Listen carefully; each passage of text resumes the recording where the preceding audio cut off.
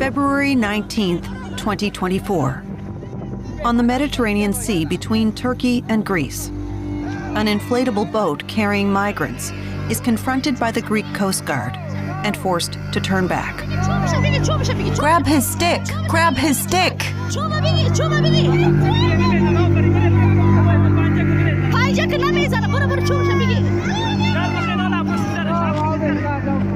In the background, a boat that's been deployed by the EU's border protection agency, Frontex. These kinds of encounters shouldn't be happening anymore. The EU's external borders are patrolled from here. Our reporters are at Frontex in Warsaw.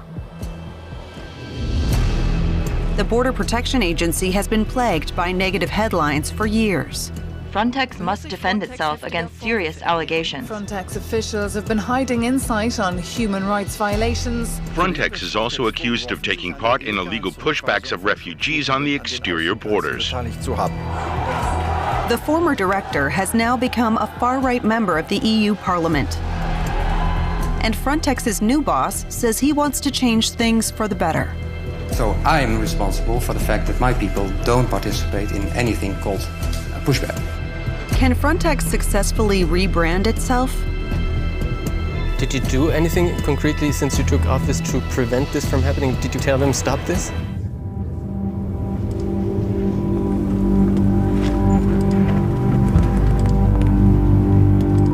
A briefing in the Operations Center. Information on the EU's outer borders is collected here in Warsaw. Soon, a Frontex aircraft will take off from the Italian island of Lampedusa to patrol the Mediterranean and transmit live footage back to base. On the left is Alessandro Zagaria, the team leader. He served in the Italian police for around 30 years. Weather is good, so we are expecting many sightings. And we have already 4 events ongoing, which we detect in the previous flight. And we will go on that target to update, to make an update and assess the situation. By event and target, you mean refugee boats or yes, migrant boats? Migrant boats. Mm-hmm. After about 10 minutes, the pilots spot a boat in the water.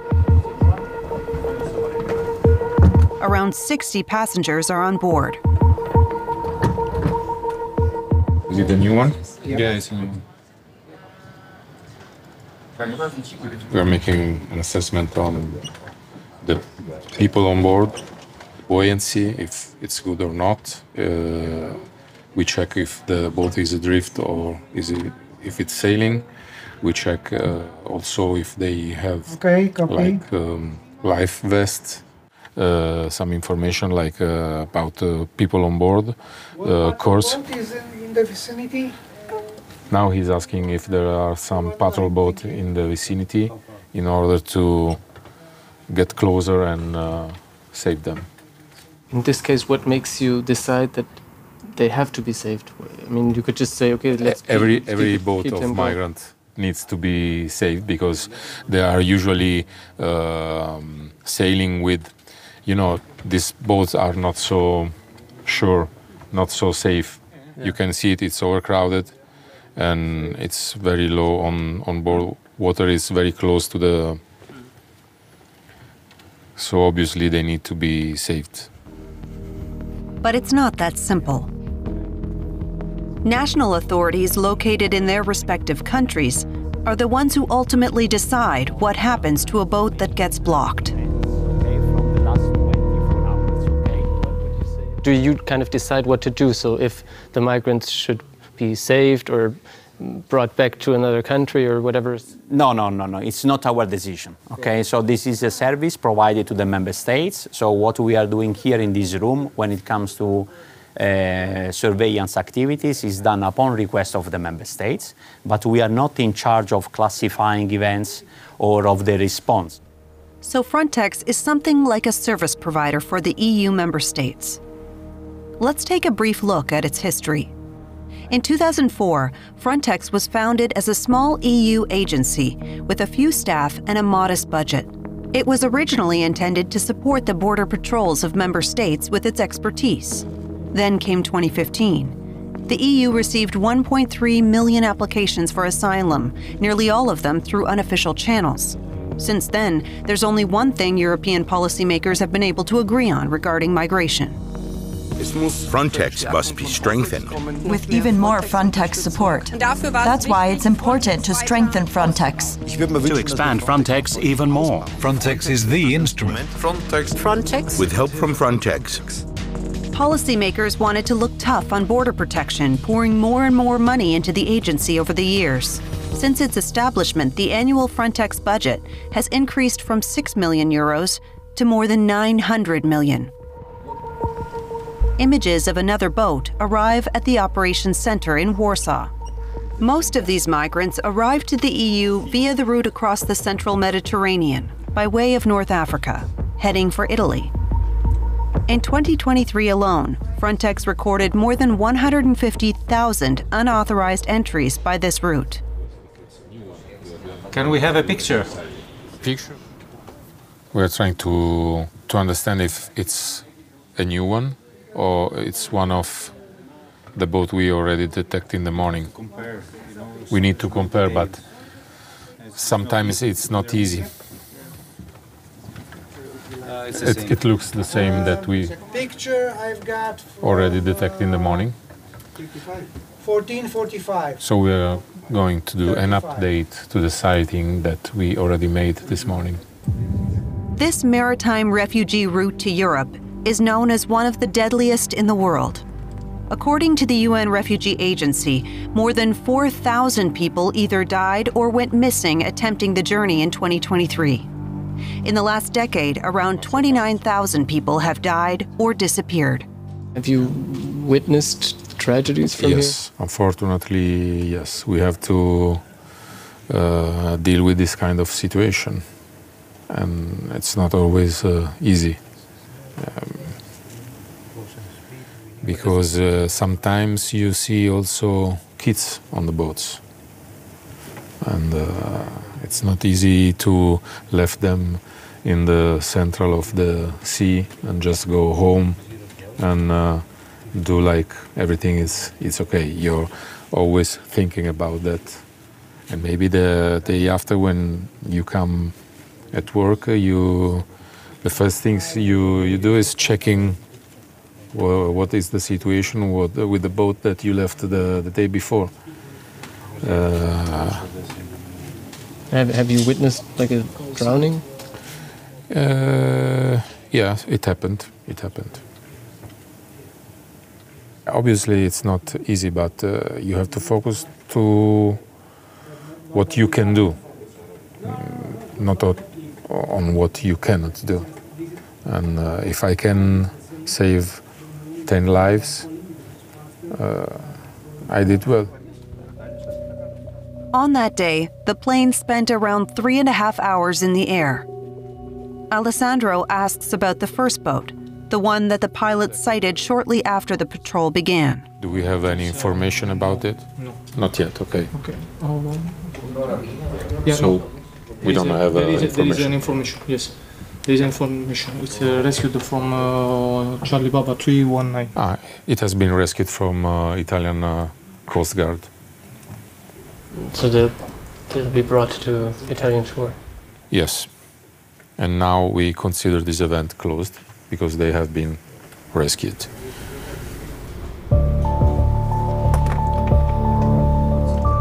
Frontex is facing a major challenge.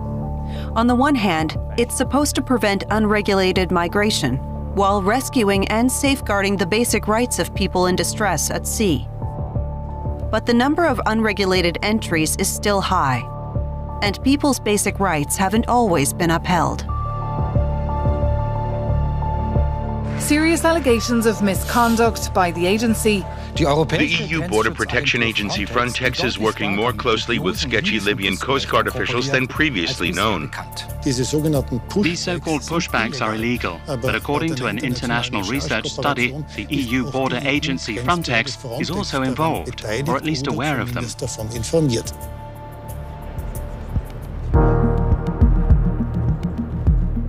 In recent years, there have been multiple reports of Frontex being involved in human rights violations.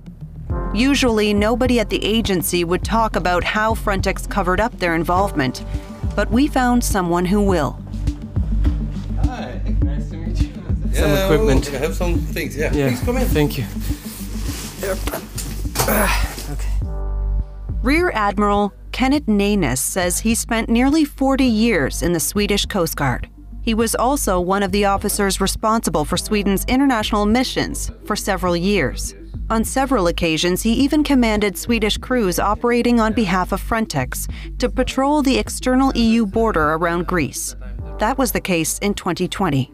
So I was sleeping in Piraeus, back in my hotel, and quite early in the morning, around 5 o'clock, my phone rang, and the captain from the Swedish patrolling boat called me and said that there were an incident with migrants. The crew he led found a boat at sea.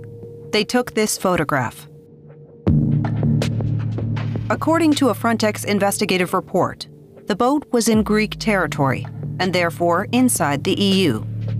The Frontex crew contacted the Greek Coast Guard, which arrived on the scene. The Greek says we are needed further north, and that we should go there as fast as possible. So the Greeks sent Frontex away. A short time later, the Frontex crew sees on their instruments that the Greek vessel and the migrants' boat are moving towards Turkish waters. Later, in a Frontex internal investigation, the Greek Coast Guard claimed that the migrants evaded police efforts and steered into Turkish waters on their own. But Rear Admiral Leijtens doesn't believe that. He says what he saw broke the law. The problem is it's not according to the human rights. You should be able to have your case tested if you come to a European country, and it's all in these different operational plans, how we should act and what should happen. We can't do this actually according to the laws and regulations that is stated. People in distress at sea must be rescued, and sending back anyone already in EU territory before they can claim asylum is almost always illegal. This is known as refoulement, and it's a direct violation of the Geneva Refugee Convention of 1951, a regulation established after World War II. Around 900 Jewish refugees fled Nazi Germany aboard a ship called the St. Louis. But many countries refused to take them. They were forced to return to Europe. Many of them were killed in the Holocaust.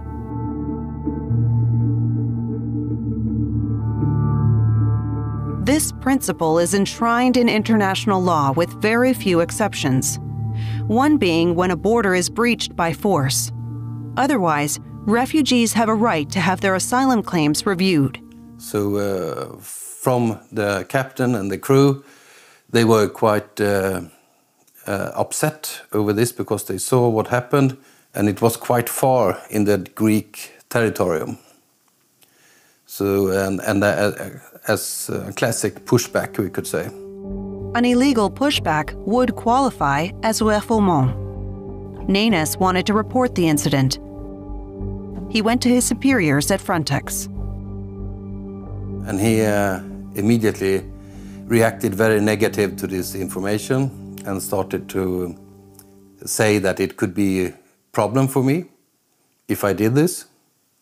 And I said, okay, what kind of a problem are we talking about? And then he said, Kenneth, this will have some consequences for you if you do this.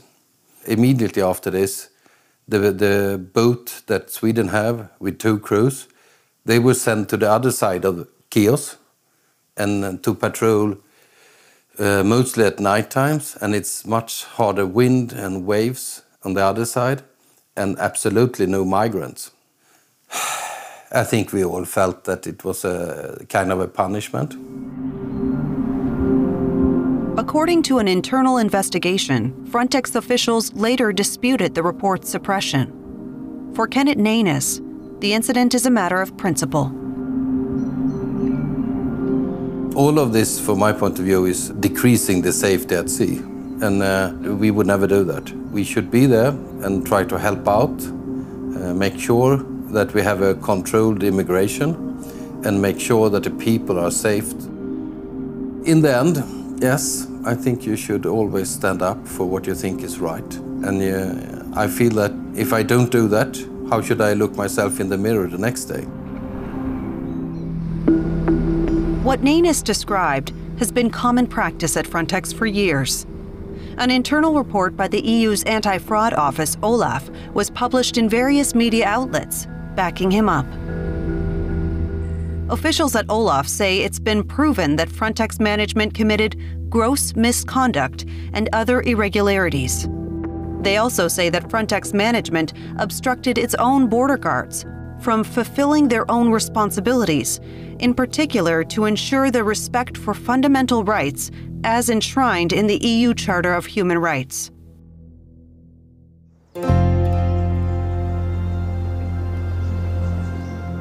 We have an appointment with the main target of the heinous allegations detailed in the report, the former head of Frontex. Nobody has come with suitcases yet. It's the end of April, and EU election campaigning has just begun. Here he comes. After the allegations, Fabrice Leggeri resigned. Now he's running for a seat in the EU Parliament for France's far-right National Rally Party. Manuel Bavara, hello. Hello. Did you have a good trip? Yes, I had a good trip. We're in Perpignan, right? It's the first day of campaigning in the region. Okay. Leijtens was born in Alsace and grew up near the German border. The deputy mayor of Perpignan is picking him up. It's campaign time in the EU. Polls in many countries already show there's been a rise in support for the extreme right, especially in France. I'm really impressed that you can feel the momentum. I believe the French already have had one eye opened. Maybe both eyes now, I'd say. We're almost there. Here, in the south of France, the National Rally already has a majority in many places. In Perpignan, too. Surveys reveal that migration is one of the most important issues for many French voters. And it is the issue for the far right, pretty much everywhere. As long as Europe has no barricades against millions of illegal migrants, Germany must act on its own. Unregulated mass immigration worsens security in our country. And that's why we reject mass immigration. Illegal mass immigration. A return ticket and mass deportations for all illegal immigrants. The former Frontex boss introduces himself to the party base. He visits the mayor of Perpignan, who is also a member of the National Rally. Bonjour. Mr. Leggeri, pleased to meet you. Merci de votre accueil. Thank you for the reception. Welcome to Perpignan. My wife. Hello, nice to meet you. Other members of the National Rally are here as well. Does your political role now allow you to share what you believe to be right and what you couldn't say when you were the boss of Frontex? When I was an official, I had reservations and couldn't speak freely. I was ordered to enforce a political stance that wasn't right.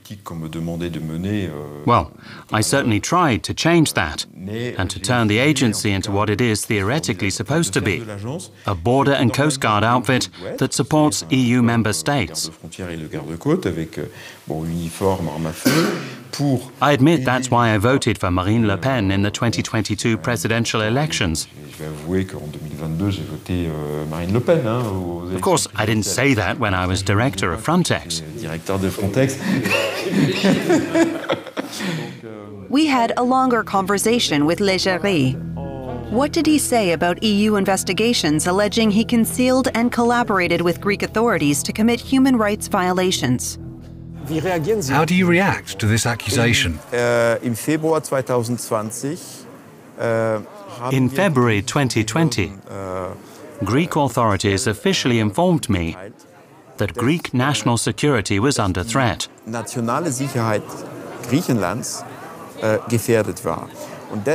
why I cooperated closely with the Greek authorities.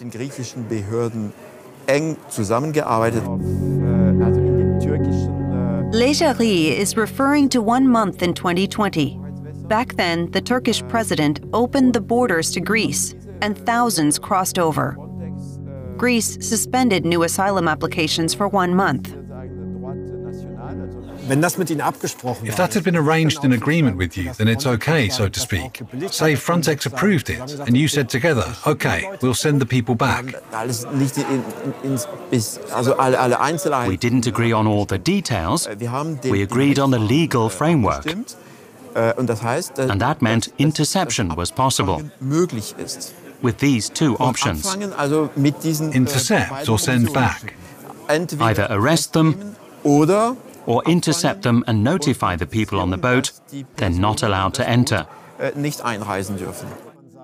Leijtens said that as Frontex boss, he and the Greek officials agreed to send migrants back, which denied them the opportunity to submit an asylum claim as a result, right on the open sea.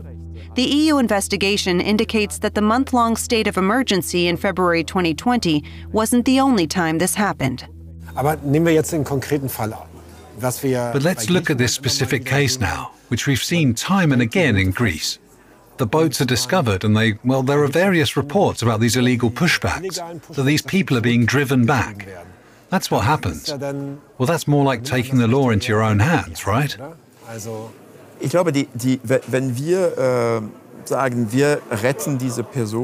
if we're rescuing these people, that means we're bringing them back.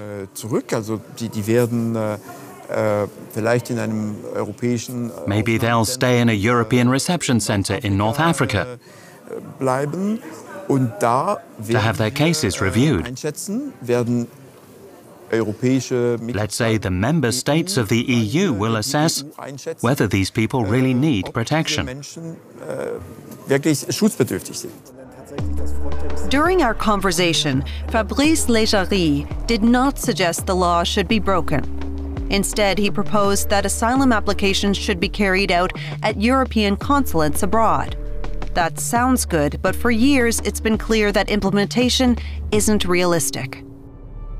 In April 2024, 2 non-governmental organizations filed criminal complaints against Fabrice Leggeri.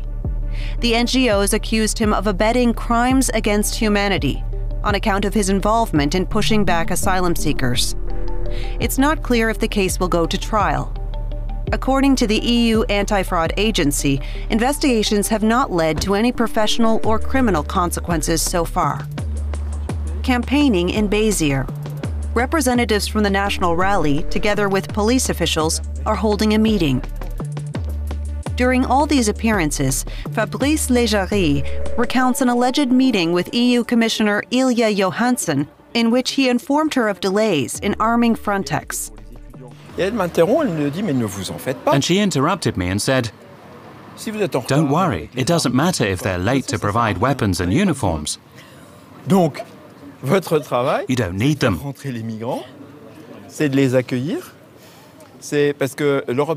Your job is to collect the migrants and welcome them. Europe is aging. And we've got a plan to support the population. Whether you like it or not, you've got to take them in, and you don't need uniforms or firearms to do that, because they're coming out of love. We don't know if this conversation really happened.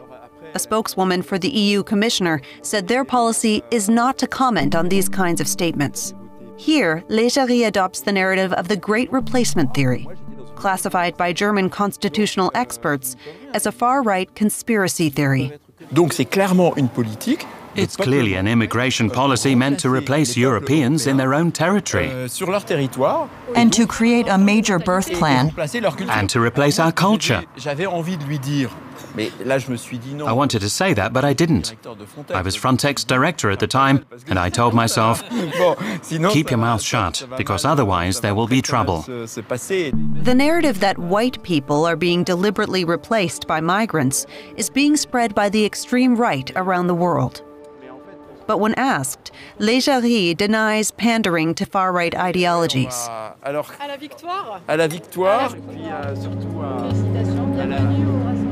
There are 7 weeks until the EU parliamentary elections. Because his policy line as Frontex director wasn't successful, he now intends to push through refoulement politically. The current Frontex director would consider that an illegal pushback if someone applies for an asylum claim and it's rejected. Like I said, it's a question of political will. Of course, certain aspects of the law can emphasize this for political reasons. But I think what's missing now is the political will at the EU level.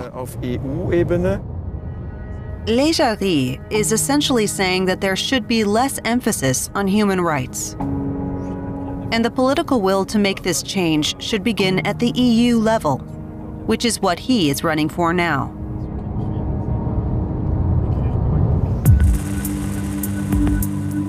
Finland is also taking a tougher approach. Here, the government wants to take things a step further. Frontex invited us to the Finnish-Russian border. Finland is in the spotlight because the country shares a border with Russia that is more than 1,300 kilometers long. In December 2023, Russia deliberately brought asylum seekers to the border. Some were on bicycles. Moscow was putting pressure on the EU, using migration as a weapon, a practice referred to by the EU as hybrid warfare. Finland closed its borders. Since then, crossing into the country here has been impossible. We're in the restricted area. Frontex is proud that it has deployed 50 troops to Finland in just a few days. The visiting Frontex deputy director says that having Frontex on the border also sends a clear message. To be honest, it's important to me that we show a European border can be secured with European forces. Russia is just a few meters away. Since the Finns closed the border, everything here has been quiet. As a result of this, I admit to say it calmed down the situation that since the full closure has been now in place, that since then we have not had such an immigration flow at all. But in the end, what does that mean for European law and for the right to asylum? Finnish parliament has even passed a law that legalizes refoulement, even if someone requests asylum. The Finnish draft law openly states that this violates international law, EU law, and even its own constitution.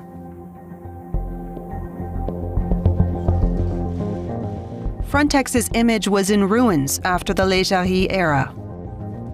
The new director promised to respect basic rights as soon as he was appointed.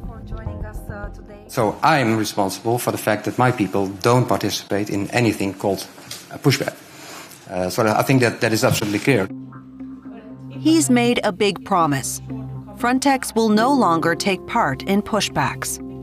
And Frontex is going to change.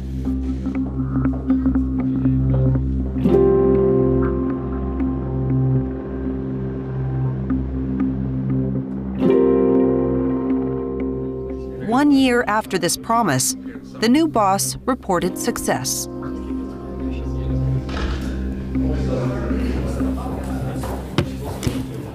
And since I'm in office, I received no reports on misbehavior from Frontex officers.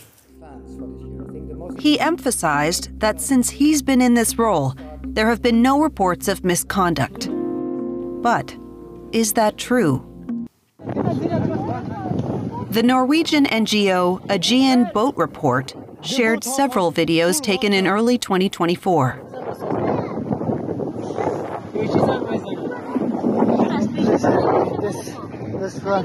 This is children, these are children, these are children. Please help me, help me. Around 25 people, many of them women and children, are sitting in a black inflatable boat. They've encountered other boats and are calling for help. Help, help, please. We need your help. You need your help, help. You need your help. We wanted to know what exactly happened here and who operated the two ships that the refugees were asking for help. We analyzed the videos with help from experts at the research agency Forensis. We cross-checked them with geographic and weather data. According to our research, the first incident took place on February 19, 2024. The people on the boat sent the Norwegian NGO their location using a WhatsApp message from Greek territorial waters. Forensis checked this again. By conducting a visual comparison of the mountain ranges in the video with the real landscape, they were able to determine the location more precisely. Everything indicated the boat was in Greek waters. The people on board had a right to claim asylum. According to a handbook in our possession, Frontex officials are also required to proactively inform the asylum seekers of their rights. But it looks like the people here were probably towed back into Turkish waters. We don't have any videos to prove this. Nevertheless, the inflatable boat later showed up on the same day in videos made by the Turkish Coast Guard, apparently with the same people on board. For example, this child is wearing a distinctive hat on the dinghy, then with the Turkish Coast Guard. It's the same with this boy. First he's on the migrant boat, then he's being rescued. This man contacted the Norwegian NGO from the boat. We called his cell phone number. Journalists from the ARD TV studio in Istanbul met him in an empty house. He is from Afghanistan and is hiding with his wife and 3 children. The Turkish authorities want to deport him back to Afghanistan. He doesn't want us to show his or his family's faces or to use his real name. I'm very afraid that I might be the only one deported while my family stays here. I won't survive in Afghanistan. We speak with him, his cousin, and his wife. All 3 say they were forced back into Turkish waters on that day in February 2024.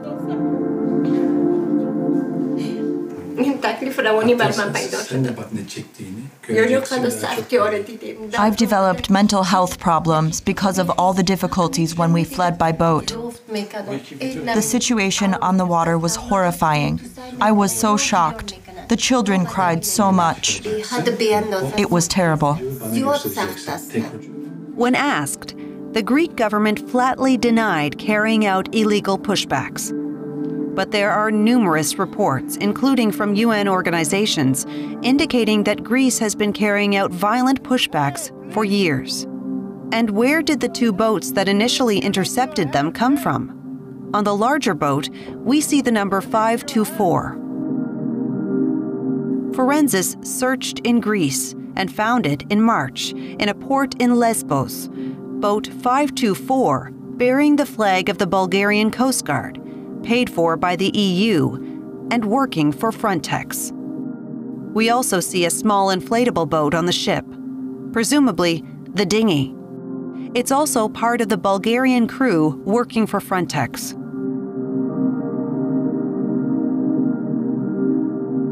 So Frontex was there, and Frontex didn't bring the migrants to safety despite their cries for help. According to our research, Frontex also failed to report the incident. We wanted to know what the new boss had to say. He had promised a fresh start.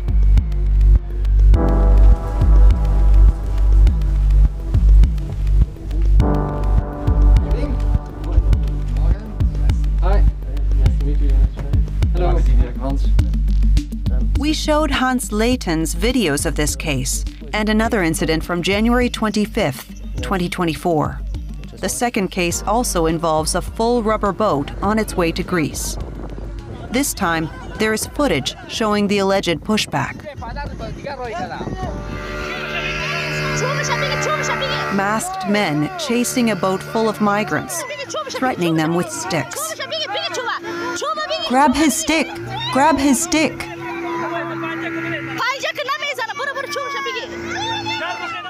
The boat is flying the EU flag.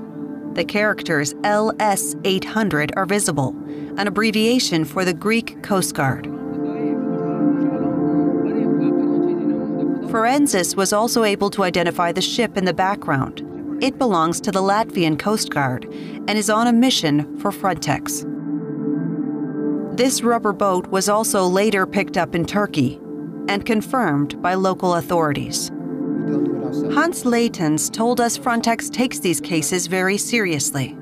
The agency's Fundamental Rights Commissioner has started an internal investigation. If Frontex was there, he said, that's a problem. If we are there, we are implicated or we are involved in a way, even without doing something. Because there's also a question, okay, could we or should we have prevented it, for example? So we have a responsibility, even if we are not the perpetrator or the alleged perpetrator ourselves, we have a responsibility. Because again, we are the European Border and Coast Guard Agency, we uphold European values, we uphold European law. I understand you that you want your officers to kind of step in if they see that the Greeks are performing a fundamental rights violation, you want them to prevent that. If possible. And again, let's be realistic. If you're 100 meters away, you have your means of communication. I want them to do something, indeed. Not just sit back and relax because it's, well, another country doing things.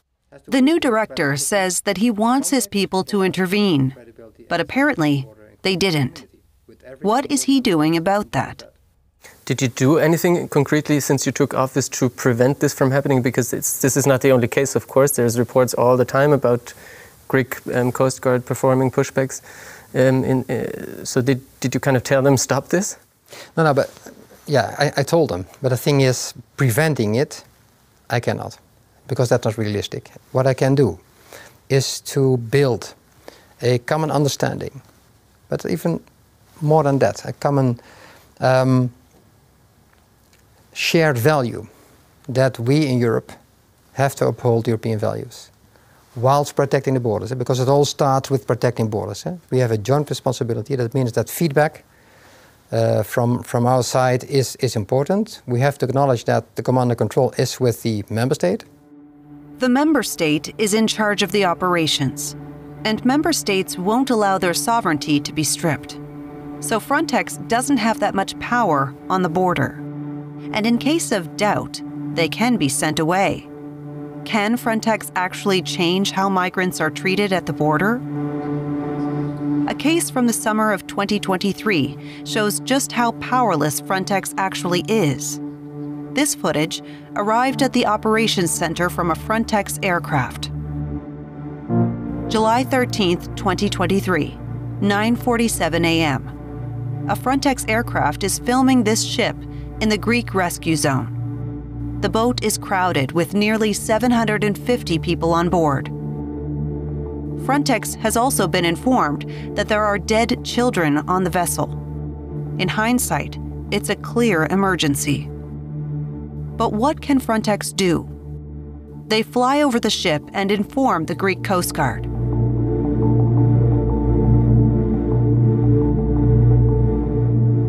An internal Frontex report that we obtained shows Frontex offered Greek authorities support several times, but they did not respond.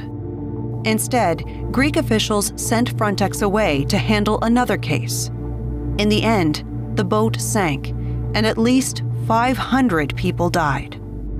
The Frontex director told us the agency did not have any rescue workers on the water, and Greece was in charge of the operation.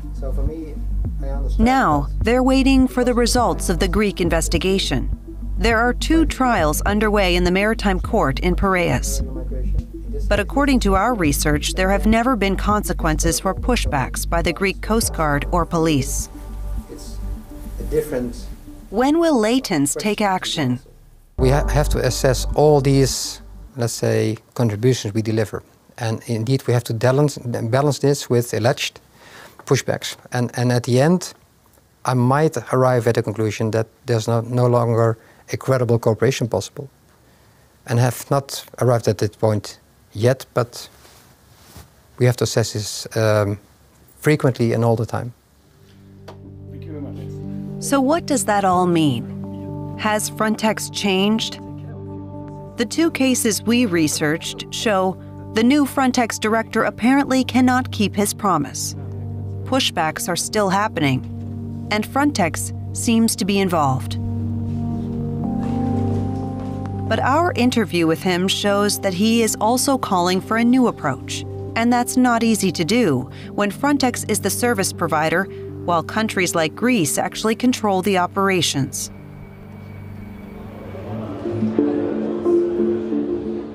It's the day of the European elections. We are at a national rally party in Paris.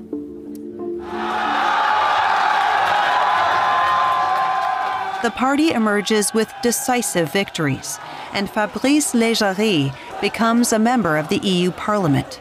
The former Frontex official will now use his position in the EU Parliament to put pressure on Frontex. So the politicians, because they've been elected, they must decide.